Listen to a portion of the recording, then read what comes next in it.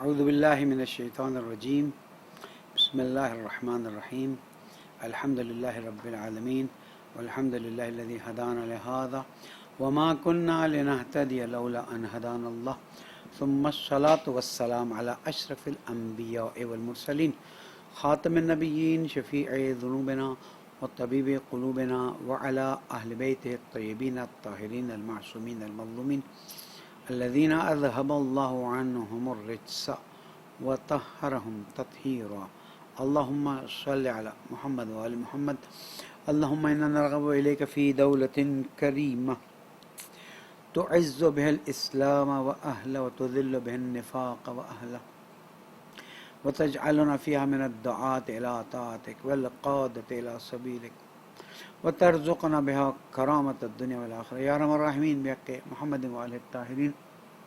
مومن مومنات، السلام علیکم ورحمۃ اللہ وبرکاتہ۔ آج ہم 9 ماہ رمضان کی شب میں داخل ہو چکے ہیں۔ اللہ تعالیٰ سے دعا ہے کہ ہماری عبادتوں کو کسی طرح سے قبولیت کا کوئی مقام عطا کر دے۔ ہمارے روزے، ہماری نمازیں، ہماری دعائیں، ہماری توبہ، ہمارا استغفار، ہمارے سجدے، ہمارا گریہ، ہماری عاجزی، ان میں سے کوئی چیز بھی اگر تیری نظروں سے دیکھا جائے تو قبولیت کا کوئی مقام نہیں رکھ سکتی، لیکن جب تیرے کرم کو دیکھتے ہیں، تیرے تفضل کو دیکھتے ہیں، تیری رحمت کی باتیں سنتے ہیں تو ہماری امیدیں بن جاتی ہیں۔ پالنے والے، ہم جو عمل انجام دے رہے ہیں ہم چاہتے ہیں کہ ایسا ہو جسے تو پسند فرما، قبول بھی فرما لے، لیکن ہماری دنیاوی زندگی اور ہماری روح کی کمزوریاں، آلائشیں اور بہت سے الفاظ ہیں جو میں فعلاً استعمال نہیں کر سکتا، یہ سب ہمارے اعمال کو اس منزل پر نہیں پہنچنے دیتی جس منزل پر پہنچنا چاہیے۔ لیکن وہاں سے تیری رحمت، تیری مغفرت، تیرا کرم، تیرا لطف، اس کے بارے میں جب ہم قرآن میں، معصومین کے اقوال میں سنتے ہیں، پڑھتے ہیں تو ہماری امیدیں بن جاتی ہیں، اور پھر دل چاہتا ہے کہ چلو ٹوٹا پھوٹا ہی صحیح عمل کرتے رہو، ناقابل قبولی صحیح اٹھک بیٹھک کرتے رہو، کیا پتہ آہستہ آہستہ انہی کی برکتوں سے ہم کسی منزل پر پہنچ سکیں، کسی مقام پر پہنچ سکیں، اور کسی وقت یہ غیب سے آواز آئے کہ بندے، اگرچہ کہ تیری چیزیں سٹینڈرڈ کی نہیں ہیں، تیری چیزیں قبولیت کے لیول کی تو نہیں ہیں، لیکن تیرے دل کی نیت کو دیکھتے ہوئے تجھ سے یہ میں اس طرح قبول کرتا ہوں جس طرح سے قبولیت کا حق ہے۔ تو پھر ہماری دنیا بھی سدھر جائے، ہماری آخرت بھی سدھر جائے، اور اسی امید پر مزید دل چاہتا ہے کبھی رات کو دعا ابو حمزہ سمالی پڑھیں، کبھی دعا افتتاح کی طرف توجہ کریں، اس کے ترجمے کی طرف توجہ کریں، سجدے کریں، نماز شب پڑھیں، اور روزے میں اپنے آپ کو ہر حرام چیز سے بچائیں۔ تو پالنے والے، تیری امیدوں پر ہم یہ سب کر رہے ہیں، ورنہ ہمیں اپنے اعمال کا حال تو خود ہی پتہ ہے، اور تو نے قرآن مجید میں خود ہی فرما دیا ہے ان الانسان علی نفسہ بصیرہ ولو القی معاذیرہ، ہر انسان اپنے عمل پہ نظر رکھتا ہے، اگرچہ کہ یہ بہانے لاتا ہے کہ یہ ہو گیا، وہ ہو گیا، وہ ہو گیا۔ بہرحال اللہ تعالیٰ کے تفضل و کرم کی امید پر ہم آگے بڑھتے ہیں، اور امید کرتے ہیں کہ اگر یہ ہماری زندگی کا آخری ماہ رمضان ہے تو اسے اس طرح قبول فرما لے جس طرح تیری رحمت اور تیری مغفرت اور تیری برکتیں ہمارے شامل حال ہوئی ہوں، اور ہم نے واقعی اس طرح سے عمل انجام دیا اور جیسے یہ قبولیت کا شرف حاصل کر سکتا ہو۔ اللہم صلی علی محمد وآل محمد وعجل فرجہم۔ کل مجھے 2 کلپس کسی کی بھیجی گئیں، بہرحال یہ ویسٹرن کنٹریز میں ایک صاحب ہیں جو قم میں بھی کچھ عرصہ رہے اور پھر باہر جا کر انہوں نے اپنے انداز میں تبلیغ کرنا شروع کر دیا. ان کی تبلیغ کا اثر یہ ہوا کہ جہاں ہم نے سالوں سال لوگوں کو دین کی طرف مائل کیا، حجاب کی طرف مائل کیا، حیا اور شرم کی طرف مائل کیا، ان کی تبلیغات نے لوگوں کے پردے اتروا دیے، لوگوں کو بے حجاب کیا، اور وہ سمجھتے ہیں کہ یہ اچھا کام کیا، لوگوں کو آزادی ملی ہے. انہی صاحب کی طرف سے 2 باتیں پھر آئی ہیں. میں مختصراً جتنا مجھ تک پہنچا اس کا جواب دیتا جاؤں. ایک دعائے ندبہ پہ انہوں نے اعتراض کیا ہے اور ایک دعائے افتتاح پہ انہوں نے اعتراض کیا ہے. ان کی نظر یہ کہ دعائے ندبہ کی کوئی سند ہی نہیں ہے اور دعائے ندبہ کے الفاظ ایسے ہیں جو انسان کو ڈپریس کر دیتے ہیں، جو انسان کی ہمتوں کو توڑ دیتے ہیں، جو انسان کی ہمتوں کو پست کر دیتے ہیں. اور دعا افتتاح کے بارے میں کہتا ہے کہ دعا افتتاح کا پہلا حصہ تو بہت معولس ہے، بہت زبردست ہے، بہت اعلیٰ، لیکن پھر دوسرے حصے میں اللہم، جو آخر حصے میں آتا ہے، اللہم انا نرغب الیک فی دولت کریمہ، اور اس سے پہلے اللہم انا نشکو الیک فقد نبینا، وہ جو دعا کا حصہ ہے، وغیبت ولینا وکثرت عدونا وقلت عددنا. تو اعتراض کرتے ہیں، کہتے ہیں کہ اس سے انسان ڈپریس ہو جاتا ہے، اس سے انسان ہمت ہار جاتا ہے. میں اس بات کو واضح کر دوں، اگر دعائے ندبہ پڑھی بھی جاتی ہے تو امام کو یاد کرنے کے لیے پڑھی جاتی ہے، یہ کوئی واجب نماز کی طرح یا فرض نماز کی طرح تو نہیں پڑھی جاتی کہ بالکل ورڈ ٹو ورڈ امام علیہ السلام سے ہمارے لیے نقل ہوئی ہے. اگر دعائے ندبہ کی سند کو ہم نہ بھی مانیں اگر، تو ہم یہ جانتے ہیں کہ دعائے ندبہ کے پڑھنے سے کم از کم انسان کے دل میں زمانے کے امام علیہ السلام کی یاد زندہ ہوتی ہے. دعائے ندبہ کے الفاظ میرے تو دل کو جلا بخشتی ہے، میرے تو دل میں امام کی یاد کو اور زیادہ کرتی ہے. میری سعادت نہیں کہ میں ہر جمعہ پڑھوں، لیکن جب میں پڑھتا ہوں اور خاص کر اگر پڑھنے والا کوئی بہت ہی مناسب آواز میں، درد بھری آواز میں پڑھتا ہے، تو میرے دل میں امام زمانہ کی یاد کی آگ تازہ ہو جاتی ہے. وہ شعلہ جو دل میں آہستہ آہستہ ٹمٹمانے لگ رہا ہوتا ہے، بھڑک اٹھتا ہے. این الطالب بدم المقتول بکربلا، کہاں ہے وہ جو کہ کربلا کے شہیدوں کے خون کا بدلہ لے گا. پھر آگے جملہ متا ترانا و نراک، مولا کب ایسا وقت آئے گا جب ہم آپ کو دیکھیں گے، آپ ہمیں دیکھیں گے. وقد نشرت لواء النصر اترانا نحف بک وانت توم الملا. کیسا خوبصورت مقام ہوگا، کیسا خوبصورت زمانہ ہوگا جب آپ اسلام کے پرچم کو ہر جگہ پھیلا چکے ہوں گے. ہر طرف آپ کی برکتوں سے اسلام پھیل رہا ہوگا. میں دعائے ندبہ کو ہمیشہ ایک توجہ کے ساتھ پڑھنے کی خواہش رکھتا ہوں. 3 دعائیں جس کو میں چاہتا ہوں اگر پڑھوں تو بہت توجہ سے پڑھوں. ایک دعائے ندبہ، ایک دعا ابو حمزہ سیمالی، ایک دعا افتتاح. البتہ دعا کمیل کا بھی اپنا ایک مقام ہے، میں اس میں وہ نہیں کرتا. اگر توجہ سے پڑھتا ہوں تو دل چاہتا ہے میں پھوٹ پھوٹ کے رہوں، امام زمانہ کو یاد کروں. دعا ندبہ میں، دعا افتتاح میں کتنے خوبصورت طریقے سے اپنی عاجزی، اپنی بے کسی، اپنی قسمہ پرسی، اپنی ابتر حالتی کا ذکر کر کے اللہ کے سامنے دعا کرتے ہیں، مانگتے ہیں. اور پھر جب دعا ابو حمزہ سیمالی میں پہنچتے ہیں تو وہاں تو معرفت الہی کا ایک کمال کا خزانہ مل جاتا ہے. اور پھر دعائے کمیل تو دعائے کمیل ہے. میں سمجھتا ہوں کہ اس شخص نے انصاف نہیں کیا. آپ دعائے کمیل کو ہٹا دیں، چلیں دعائے کمیل کا نہیں کہا، اس نے میں نے نہیں سنا. آپ دعائے افتتاح کو ہٹا دیں، آپ دعائے ندبہ کو ہٹا دیں.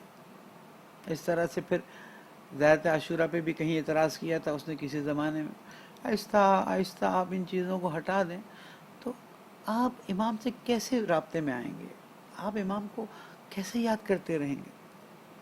میں تو کہتا ہوں کہ اگر علماء نے بھی یہ دعا معصومین کے کلمات کو ملا ملا کے تیار کی ہے تو اس میں کیا قباحت ہے؟ کیا آلٹرنیٹ ہے میرے پاس؟ کیا آلٹرنیٹ میں لوگوں کو کہوں کہ یہ پڑھا کرو؟ ٹھیک ہے، الہی اعظم البلا بھی، پھر اس میں بھی آپ کہیں کہ ہمیں تو بہت اس میں ڈپریشن نظر آتا ہے، وضاقت الارض ومنعت السماء وانت المستعان والیک المستعان۔ بابا دعا ہوتی ہی اس لیے ہے کہ انسان اپنی پریشانیوں کو اپنے رب کے سامنے بیان کر دے۔ میرے پاس تو اتنی فہم نہیں ہے کہ میں اس طرح کی دعا اپنے دل سے کروں، اپنے ذہن سے کروں۔ میرے پاس تو اتنی فہم نہیں ہے کہ میں معصومین کی تمام ایسے اقوالوں کو جمع کر کے اور پھر الفاظ اس طرح سے جوڑوں کہ میرے دل کی آواز نکلے۔ کیا قباحت ہے؟ ہم تو نہیں کہتے کہ آپ واجب کی نیت سے پڑھیں، ہم تو نہیں کہتے مستحب کی نیت سے پڑھیں۔ کل کو آپ آگے کہیں گے جناب پوری صحیفہ کاملہ پہ اعتراض شروع ہو جائے گا یا اور صحیفہ علویہ پہ اعتراض شروع ہو جائے گا۔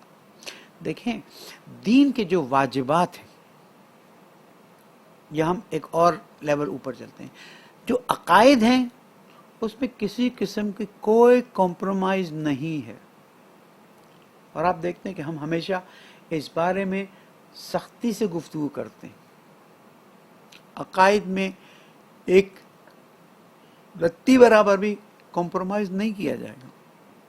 جب عمل میں آتے ہیں تو ایک عمل واجب ہے، ایک عمل مستحب ہے، ایک عمل ایسا ہے جس کو منع نہیں کیا گیا ہے۔ مثلا ہم 2 مہینے اور 8 دن عزاداری کرتے ہیں، منع نہیں کیا گیا ہے، تو آپ کہیں نہیں کیونکہ معصوم نے 2 مہینے 8 دن نہیں کہا تو ہم 2 مہینے 8 دن نہیں کریں گے۔ نہیں، ہم مقصد امام حسین علیہ السلام کو ایام اعظام میں پھیلاتے ہیں۔ کچھ لوگ 2 مہینے مناتے ہیں، کچھ لوگ 2 مہینے 8 دن مناتے ہیں، اس میں کون سی بات ہے؟ آپ آگے کہیں نہیں جناب یہ جلوس نکالتے ہیں تو یہ تو راستے بند ہو جاتے ہیں اور لوگوں کے لیے مشکل ہو جاتی ہے۔ راستے تو کرکٹ کے لیے بند کیے جاتے ہیں، راستے تو پرائم منسٹر کے لیے بند کیے جاتے ہیں، وہ سب بند کرو۔ دین کے معاملے پہ آ کر اعتراضات کیوں شروع کر دیتے ہو؟ میں سمجھتا ہوں عزاداری جتنی پھیلے گی اتنا بہتر ہے۔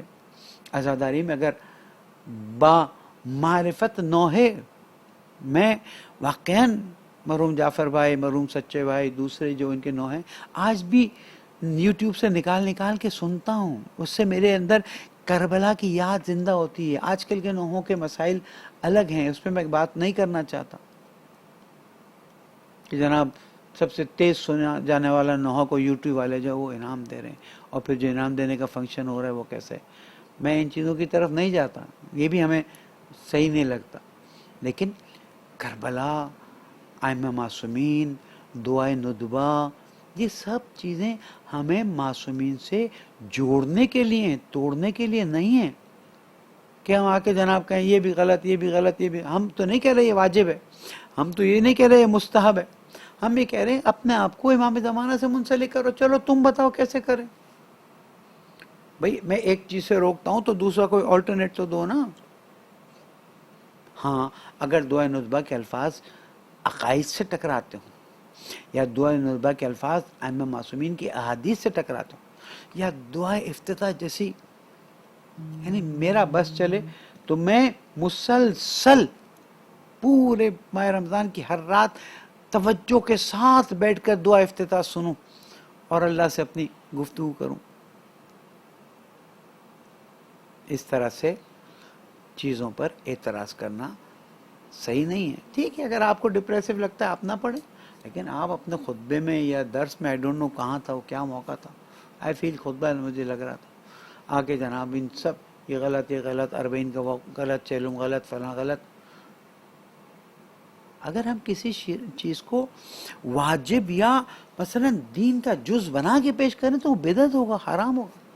لیکن اگر میں 2 مہینے 8 دن کالے کپڑے پہنتا ہوں عزاداری کے لیے تو کون سا غلط کرتا ہوں؟ میں تو سمجھتا ہوں کہ یہ عزاداری کو زندہ رکھنا اگر کبھی مستحب تھا تو آج واجب ہے۔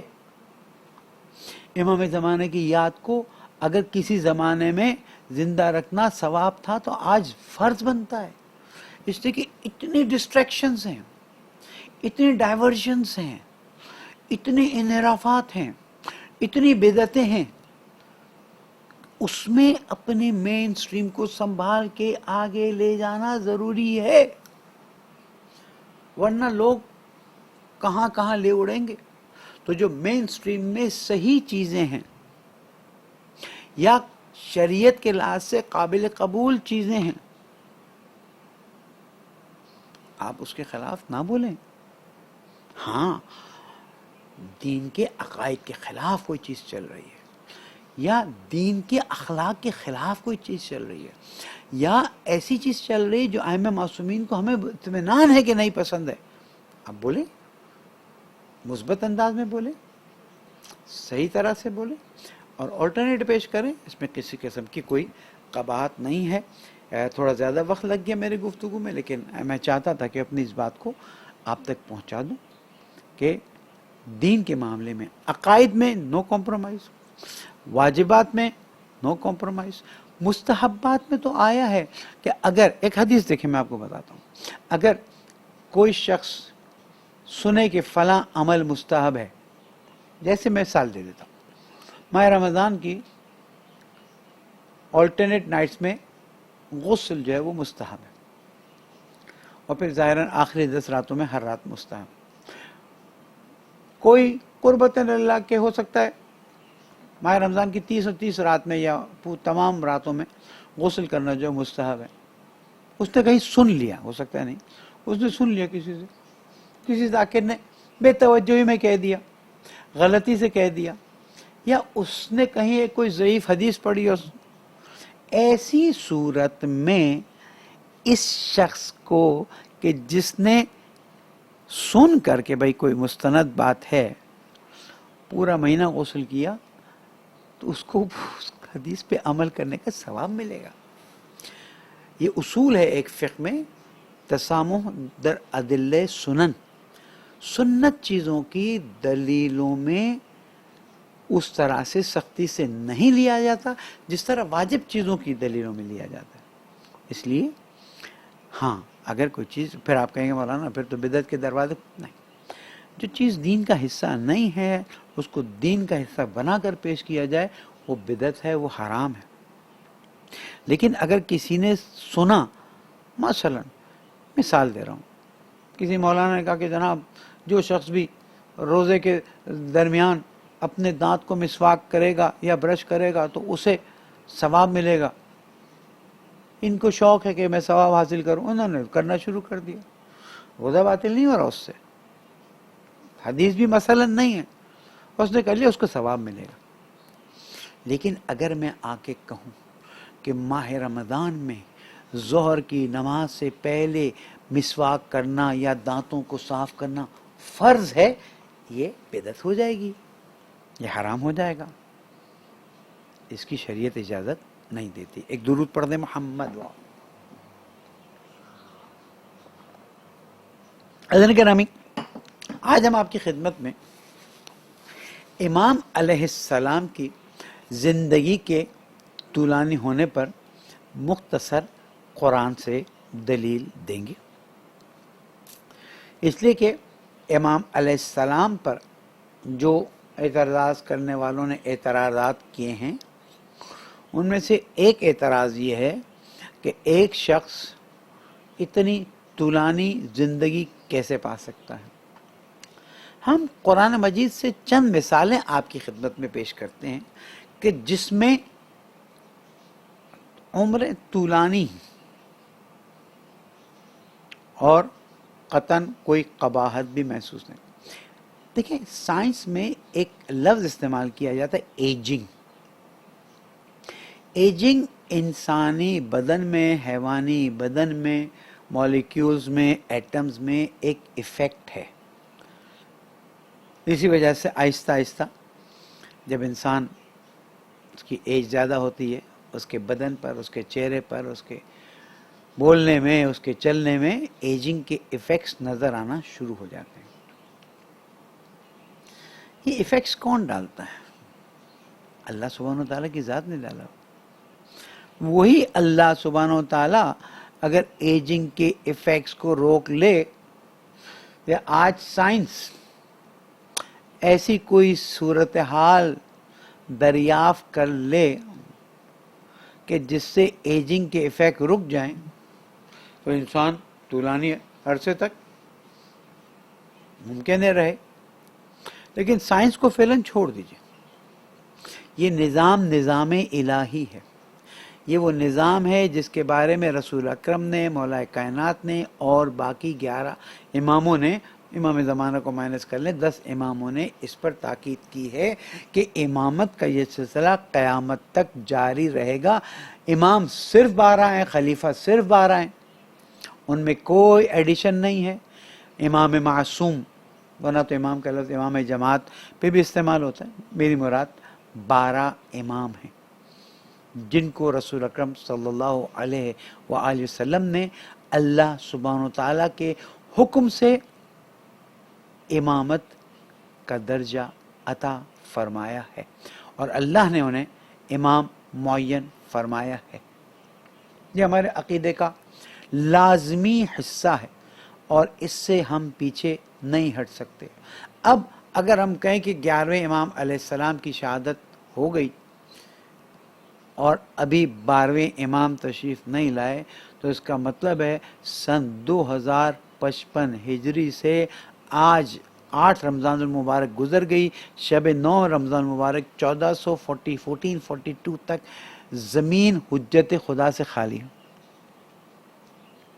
اس پر مولا کائنات کے جملے کو میں آپ کی خدمت میں عرض کرتا ہوں کہ جس میں میرے مولا امیر المومنین علی ابن ابی طالب علیہ السلام فرماتے ہیں،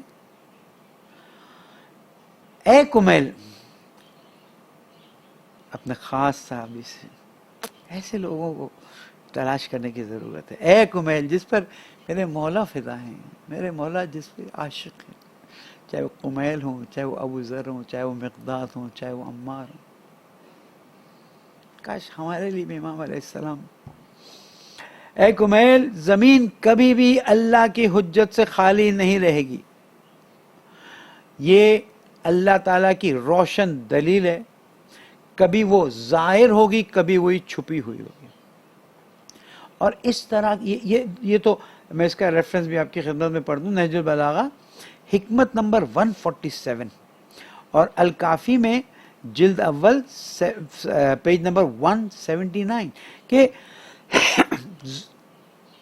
اللہ تعالیٰ کی زمین اللہ تعالیٰ کی حجت کے بغیر خالی نہیں رہ سکتی.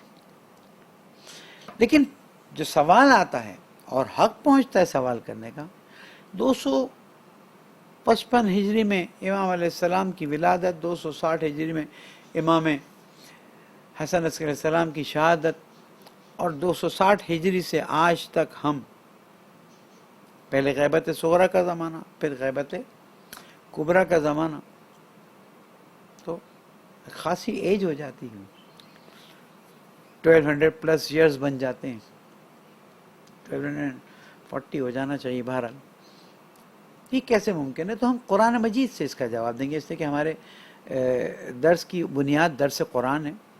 تو ہم دیکھتے ہیں کہ اللہ سبحانہ و تعالیٰ نے سب سے پہلے حضرت عیسیٰ علیہ السلام کے بارے میں فرمایا کہ ان کو کوئی سولی پہ نہیں لٹکایا گیا، بل رفع الی السماء، اللہ تعالیٰ انہیں آسمان کی طرف لے گئے. اور حضرت عیسیٰ آج بھی زندہ ہیں اور اللہ تعالیٰ کے حکم سے زندگی گزار رہے ہیں. ناؤ یو کیلکولیٹ کب سے بات ہے.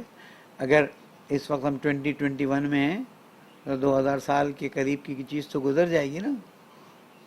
تو 2000 سال نہیں تو 1800-1900 سال تو ہو گئے. کیا ہوا؟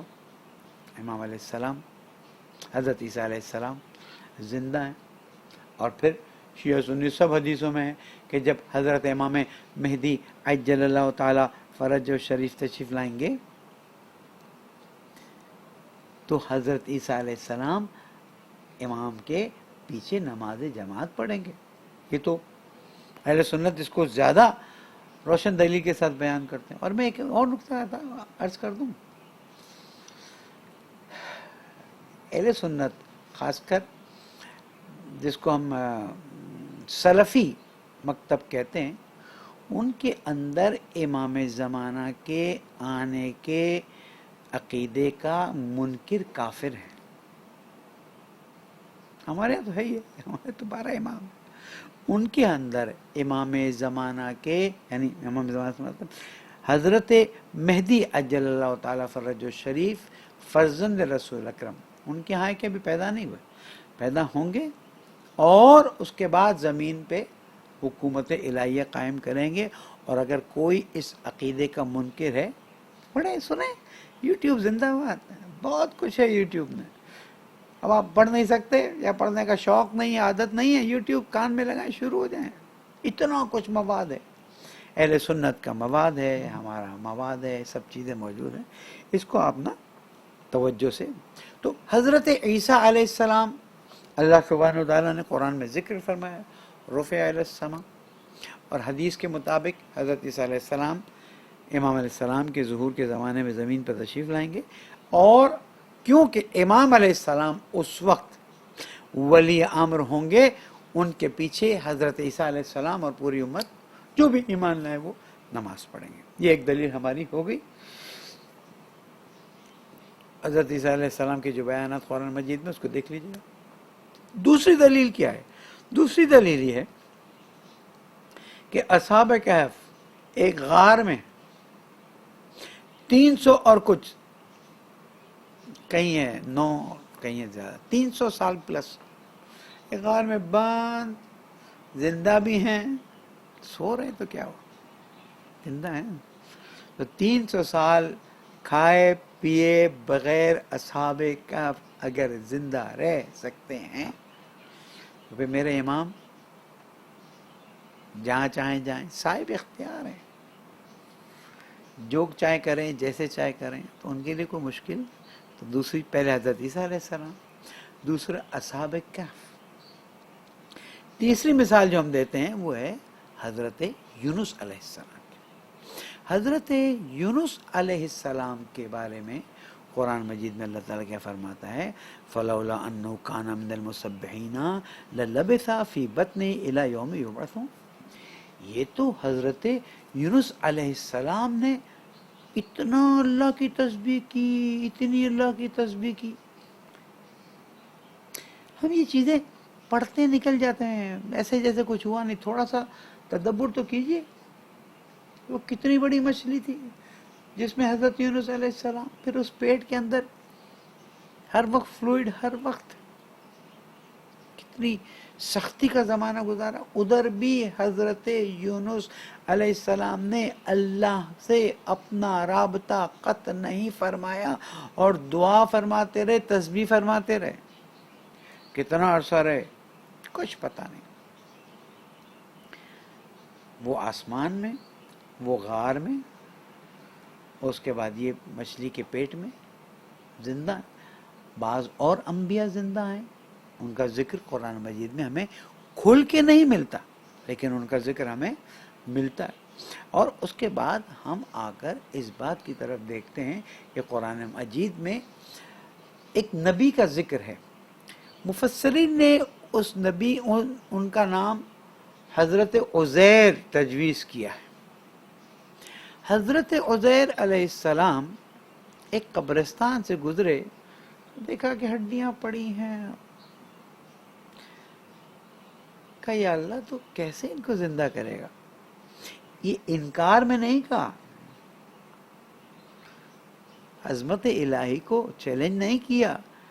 لیکن کیوں حضرت ابراہیم علیہ السلام نے فرمایا تھا پالنے والے بتا دے کیسا تو مردہ کو زندہ کرے گا. اللہ تعالیٰ اولم تومن ابراہیم جلیل القدر نبی، آپ میں ایمان کہا نہیں، ایمان تو ہے لیکن یہ تو میں نقل بھی، ہم بھی تو کبھی کبھار کہتے ہیں پالنے والے یہ کر کے دکھا تو پتہ تو چلے. خیر ہمارا ایمان کہاں اور انبیاء علیہ السلام کے ایمان تو وہاں پر بھی تھا. لیت میں نقل بھی تو اچھا تو 4 پرندوں کو لو، ٹکڑے ٹکڑے کرو، ذبح کرو، قیمہ بناؤ، اس کے بعد 4 پہاڑوں پہ دے دو اور پھر آواز دو. آواز دی تو چاروں پرندے زندہ ہو کر حضرت ابراہیم علیہ السلام کے پاس آئے. اور یہیں سے ہم دلیل لیتے ہیں کہ معاد جو ہے وہ جسمانی ہے، معاد روحانی نہیں ہے. یہاں پر بھی جو حضرت عزیر علیہ السلام کا نام لیا جاتا ہے، اگرچہ کہ ہم یہی کہتے ہیں کہ اللہ تعالیٰ کے ایک نبی، مفسرین کے کہنے پہ ہم حضرت عزیر کا نام لے لیتے ہیں. تو اللہ سبحانہ وتعالیٰ نے، وہ اپنے گدھے پر سوار تھے، ان کا ساتھ کھانا بھی تھا، اللہ سبحانہ وتعالیٰ نے موت دے دی. 100 سال مردہ رہے. وہ مالک کون و مکان ہے، انما امرہ اذا اراد شیئا ان یقول له کن فیکن. اللہ تعالیٰ نے اس کے بعد حضرت عزیر علیہ السلام کو زندہ کیا. اب کہا عزیر دیکھ کیا ہوا، تیرا گدھا ہڈیاں پسلیاں پتہ نہیں کیا ہوا، شاید نقشہ بنا ہوا ہو. اور ہے وہاں پر کہ کھانا جو ان کا تھا وہ بالکل صحیح ہے، سالم تھا. 100 سال حضرت عزیر انتقال کر جاتے ہیں، گدھا بالکل، یا جو سواری تھی وہ بالکل ختم ہو جاتی ہے. کھانا اپنی جگہ پر سالم رہتا ہے، کھانے پر ایجنگ کا کوئی ایفیکٹ نہیں رہتا تھا، اور کوئی ایسا نہیں تھا کہ ڈیپ فریزر میں رکھا ہوا تھا کھانا. کھانا باہر کھلی جگہ پر، قبرستان سے گزر رہے تھے، وہیں پر موت آ گئی. وہ دھوپ میں پڑا ہوا کھانا اپنی جگہ پر صحیح و سالم تھا، اس لیے کہ اللہ سبحانہ وتعالیٰ جب معجزے دکھانا چاہتا ہے تو پھر ان معجزوں میں کوئی پرابلم نہیں ہوتی اور چیزیں سامنے آ جاتی. اب دیکھو اب کیسے میں اس کو زندہ کرتا ہوں، اور پھر کیسے ہڈیوں پر گوشت اور گوشت پر چمڑا، اور پھر وہی گدھا اپنی جگہ پر گدھا بن کے اپنی آواز نکالنے لگا. حضرت عزیر وہ جانور سواری کا گدھا یا خچر، اور وہ غزہ جو ان کے ساتھ تھی. یہ 3 بہت خوبصورت دلیل ہے کہ اگر کھانا دھوپ میں 100 سال پڑا رہے اور خراب نہ ہو، اسی جگہ پر گدھا 100 سال میں بالکل، یا سواری کے جو جانور تھا وہ 100 سال بالکل ختم ہو جائے. اور حضرت عزیر، تینوں کی الگ الگ حالت، حضرت عزیر مردہ، گدھا مردہ ہونے کے ساتھ ساتھ سب ختم، اور کھانا جو سب سے جلدی سڑنے والی چیز ہے وہ اپنی جگہ پر پکی رہے، صحیح رہے، سالم رہے، کھانے کے لائق رہے. تو وہاں پر پھر ہم آگے کہتے ہیں کہ اللہ تعالیٰ کی قدرت کو کوئی چیلنج نہیں کر سکتا ہے. تو یہاں پر آ کر ہم اس بات کو سمجھنے کی کوشش کرتے ہیں کہ امام زمانہ علیہ السلام جو کہ نور محمدی صلی اللہ علیہ وآلہ وسلم سے اللہ تعالیٰ نے جن کو خلق کیا ہے، وہ اس کائنات کے اندر نظاموں کو چلانے کے لیے ہیں، وہ کائنات کے اندر نظاموں کو آگے بڑھانے کے لیے. اور فلسفہ وجود امام زمانہ یہ ہے کہ امام علیہ السلام کی برکت سے کائنات کا نظام چل رہا ہے، امام علیہ السلام کی برکت سے دین آگے بڑھ رہا ہے، امام زمانہ علیہ السلام کی برکت سے دینداروں پر کوئی مشکل آتی ہے، کوئی پریشانی آتی ہے تو امام علیہ السلام اللہ تعالیٰ کی دی ہوئی قدرت سے ان مشکلات کو، ان پریشانیوں کو دور کرتے ہیں. اور اسی لیے اگر ہم یا صاحب الزمان ادرکنی کہیں، یا امیر المومنین ادرکنا کہیں، یا رسول اللہ ادرکنا کہیں، یا کسی بھی امام علیہ السلام، جیسے بعض مرتبہ ہمارے ہاں حضرت امام موسیٰ کاظم علیہ السلام کو باب الحوائج کیا کہ کہا جاتا ہے، یا باب الحوائج، یہ کسی بھی قسم کے شرک کی کوئی علامت نہیں ہے. جن کے یہاں شرک ہے وہ نہ بولیں. ہمارے ہاں امامت منصب الہیہ ہے، اور ہم یہاں پر آ کر امام علیہ السلام کو اپنی مدد کے لیے پکارنے کا حق رکھتے ہیں. اور اللہ سبحانہ و تعالیٰ نے ائمہ معصومین علیہ السلام کو اپنی قدرت سے یہ اختیار دیا ہوا ہے کہ مومنین جب مدد مانگیں اور ان کے حق میں بہتر ہو تو مومنین کو مدد پہنچائیں. مشکل یہ کہ کیونکہ معاشرے میں لوگوں کے ذہن میں شرک شرک شرک اتنا پھیل گیا ہے کہ ہمیں ہر جملے میں، ہر گفتگو میں، ہر بات میں بار بار بتانا پڑتا ہے کہ بابا یہ شرک کی طرف نہیں لے جا رہے ہیں، یہ عین اللہ تعالیٰ کے نمائندوں سے مدد مانگنے کی بات ہو رہی ہے، اور شہداء مردہ نہیں ہوتے۔ وَلَا تَقُولُوا لِمَن يُقْتَلُ فِي سَبِيلِ اللَّهِ اموات، جو اللہ کی راہ میں مارے گئے ہیں، عام آدمی شبیر میں سے بھی مارا جائے تو اس کو بھی مردہ مت کہنا، بل احیاء، یہ زندہ ہیں، تو پھر ہمیں معصومین کی منزلت کہاں ہے؟ تو اب ایک نقطہ اور آپ کی خدمت میں پیش کر کے اپنی گفتگو کو آگے بڑھاتا ہوں، اور وہ یہ ہے کہ ائمہ معصومین زمین پر الہی فیض کے حامل ہیں، اور وجود انبیاء اور انبیاء علیہ السلام کے بعد وجود ائمہ معصومین علیہ السلام الطاف الہیہ میں سے اللہ تعالیٰ کا لطف ہے انسانیت پر۔ لطف کیا ہوتا ہے؟ اپنے درسوں میں عرض کرتا رہا ہوں، لطف یہ ہے کہ جو مستحق نہ ہو، ہم جیسے کہ اب کس چیز کے مستحق، کبھی کبھار احساس آتا ہے کہ ہم تو یہ بھی کر رہے ہیں، وہ بھی کر رہے ہیں، وہ بھی کر رہے ہیں، اور تھوڑا خناس آتا ہے، لیکن دیکھا جائے تو ہمارا کیا ہے، ہماری حیثیت کیا ہے؟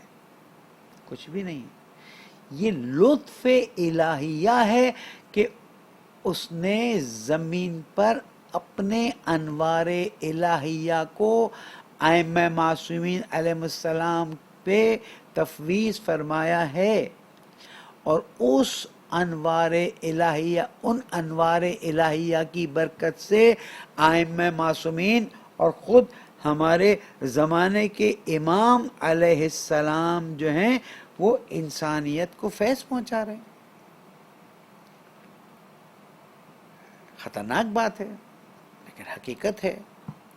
ہاں، اگر ہم کہتے کہ بس ختم، اللہ تعالیٰ کا اب کوئی تعلق نہیں ہے، جو تعلق جو کچھ ہے وہ امام ہے اور بس، جو کچھ ہے وہ زمانے کے امام ہے اور بس، یہ شرک آ جاتا ہے۔ ہمارے عقیدے میں یہ کسی کی سوچ میں بھی نہیں ہے، کسی کے ذہن میں بھی نہیں، بلکہ ہم تو یہ بات جانتے ہیں کہ یہ ہمارے لیے وسیلہ ہیں اللہ۔ اسی لیے کہا گیا ہے جب دعا مانگو تو دعا سے پہلے درود پہ پڑھو، دعا کے آخر میں درود پڑھو، تاکہ ان درودوں کی قبولیت کے ساتھ ہماری دعائیں بھی قبول ہو جائیں۔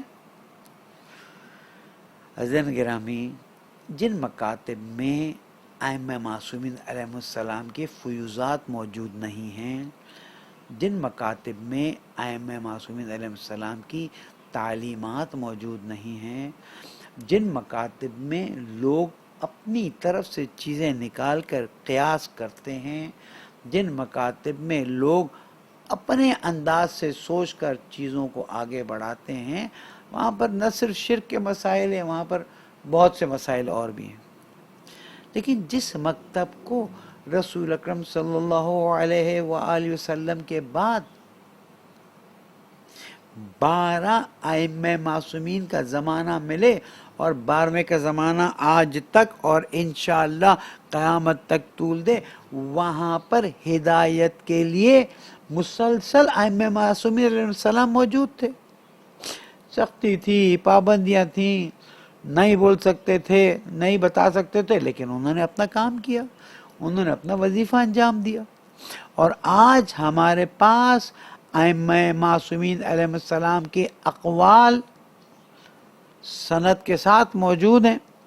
البتہ ہمارے ہاں اور ہمارے اہل سنت بھائیوں کے ہاں ایک بڑا فرق پایا جاتا ہے، اگرچہ کہ جب مشکل میں پھنستے ہیں تو انکار بھی کر دیتے ہیں، ورنہ ہم نے علماء اہل سنت سے سنا ہے کہ سیاہ ستہ کی ساری احادیث صحیحہ ہیں، اور ان احادیث کو قرآن مجید کے بعد بہت زیادہ اوتھنٹک لیول دیا جاتا ہے۔ ٹھیک ہے، آپ کے مکتب میں ہم، لیکن ہمارے ہاں قرآن مجید کے بعد ایک نہج البلاغہ ہے جس کو فل اوتھنٹک سمجھا جاتا ہے، ایک صحیفہ کاملہ ہے جس کی اکثر دعاؤں کو معذرت کے ساتھ اوتھنٹک سمجھا جاتا ہے، اس کے بعد احادیث کی جو کتابیں ہیں، چاہے وہ عیون اخبار الرضا ہو، چاہے وہ الکافی ہو، چاہے وہ من لا یحضر الفقیہ ہو، چاہے وہ استبصار ہو یا اور کتابیں. اب تو ماشاءاللہ بہت سی روایات کو جمع کر کے کتابیں، وسائل الشیعہ دوسری، ان کتابوں کو اوتھنٹک نہیں جانا جاتا. ان کتابوں میں موجود احادیث پر ہر مجتہد، ہر مرجع تقلید کام کرتا ہے، سند چیک کرتا ہے. الحمدللہ انقلاب اسلامی کی برکت ہے کہ اتنے سافٹ ویئرز بن گئے ہیں کہ جو سند مہینوں میں چیک ہوتی تھی وہ منٹوں میں چیک ہو جاتی ہے. نمبر ایک. پھر درایت حدیث کیا مفہوم ہے؟ آیا یہ مفہوم قرآن مجید کے متعلق ہے، قرآن مجید کے مخالف ہے؟ حضور اکرم نے فرما دیا کہ اگر میرے بارے میں کوئی حدیث، فرمایا تھا نا، میرے بعد بہت مجھ پہ جھوٹ باتیں باندھی جائیں گی، جھوٹی باتیں باندھی جائیں گی، کذابہ زیادہ ہوں گے. اور ماشاءاللہ شیعہ سنی کتابوں میں ماشاءاللہ ماشاءاللہ، شروع میں نے اشارہ کر دیا تھا، میرے لیے کافی ہے، احادیث کی فیکٹریاں بنی رہیں. البتہ کہیں زیادہ کہیں کم، جہاں زیادہ وہاں وہ حال ہے. تو ہمیں ائمہ معصومین علیہ السلام کی احادیث سے استفادہ ملا، ہمیں ائمہ معصومین علیہ السلام کے وجود سے استفادہ ملا، اور مومنین ائمہ معصومین علیہ السلام سے دین کی ضروریات کو، دین کے احکام کو، اخلاق کو، عقائد کو لیتے رہے. شاہ عبدالعظیم شہر رہ جاتے ہیں اب ان کی زیارت کے لیے، ان کے زمانے کے امام علیہ السلام ظاہراً اگر مسٹیک نہیں کرتے امام موسیٰ کاظم علیہ السلام کے پاس تشریف لے جاتے ہیں. السلام علیکم. وعلیکم السلام. مولا یہ میرے عقیدے ہیں، میں آپ کے سامنے پیش کرنا چاہتا ہوں، آپ چیک کر کے بتائیے میرے عقیدے میں کوئی کھوٹ تو نہیں. آج ہر کوئی ایک عقیدہ بیان کرتا ہے، کوئی پوچھنے والا نہیں، اور اگر آپ بول دیں تو آپ کی درگت بن جاتی. حال تو یہ ہو گیا ہے کہ اگر صریحاً ایسی چیزیں جو شریعت کے مزاج کے خلاف ہیں ہم بول دیں تو بھی مصیبت ہو جائے. کبر ایسے کہ تو مکتب اہل بیت علیہ السلام کو یہ خصوصیت حاصل ہے کہ 12 امام حضور اکرم کے وصال کے بعد زمین پر لوگوں کے ساتھ اٹھنا بیٹھنا، گفتگو کرنا، رہنمائی دینا، اخلاق کو سدھارنا، تربیت کرنا. اب آپ فرق دیکھ لیجئے. ایک گروہ، میں گروہ کہتا ہوں فعلاً جان بوجھ کے، وہ کہ جس کی ہدایت اور رہنمائی اولی الامر کر رہے ہوں، اور ایک وہ جس کی ہدایت اور رہنمائی، دیکھ لیجئے اختلافات، دیکھ لیجئے ان کے اپنے اندر کے اختلافات، دیکھ لیجئے ہمارے اندر بھی. میں تو نہیں کہتا اختلافات نہیں ہیں، لیکن لیول آف اختلاف جو ہمارے اندر موجود ہے اور لیول آف اختلاف جو، ایک چھوٹی سی مثال دیتا ہوں. یہ تو ٹی وی پہ آئی، اس لیے کوئی میں ایسا نہیں پرائیویٹلی آپ کو بتا رہا ہوں کہ ٹی وی پہ سالوں سال میں رمضان کے پروگرامز میں ہر سال یہ نکل آتا کہ تراویح 20 رکعت ہے یا 8 رکعت ہے. اہل حدیث غیر مقلدہ جو ہمارے محترم قاری ابو انشاء قاری خلیل الرحمن صاحب واضح طور پر کہتے ہیں کہ وہی نماز شب ہے جو 8 رکعت پڑھ لی جاتی ہے. صرف یہ کہ ماہ رمضان میں اس میں قرآن مجید کی تلاوت کی جاتی ہے، زیادہ پڑھا جاتا ہے. ہمارے دوسرے جو احناف ہیں، کیونکہ یہ غیر مقلدہ ہیں اس لیے کسی بھی امام کو نہیں مانتے، جو امام ابو حنیفہ کو ماننے والے ہیں وہ کہتے ہیں 20 رکعت ہے، اور اس میں شدید اختلاف بھی. وہاں سے کہا جاتا ہے کہ یہ مسائل ہے، وہاں سے کہا جاتا ہے. اور بہت سی چیزوں میں ہم دیکھتے ہیں. ایک اور چیز میں آپ کو بتاؤں، وقت میرا تقریباً ختم ہوتے جا رہا ہے. طلاق کے مسئلے میں احناف یعنی امام ابو حنیفہ کے ماننے والے کہتے کہ اگر ایک بار کہہ دیا طلاق طلاق، مثلا ابھی میں نے چلے میں مثال نہیں دیتا، اگر 3 بار وہ جملہ لفظ ادا کر دیا جائے، کیونکہ پھر اہل سنت مجھے نہ کہہ دے بھائی تمہاری بیوی، تو وہ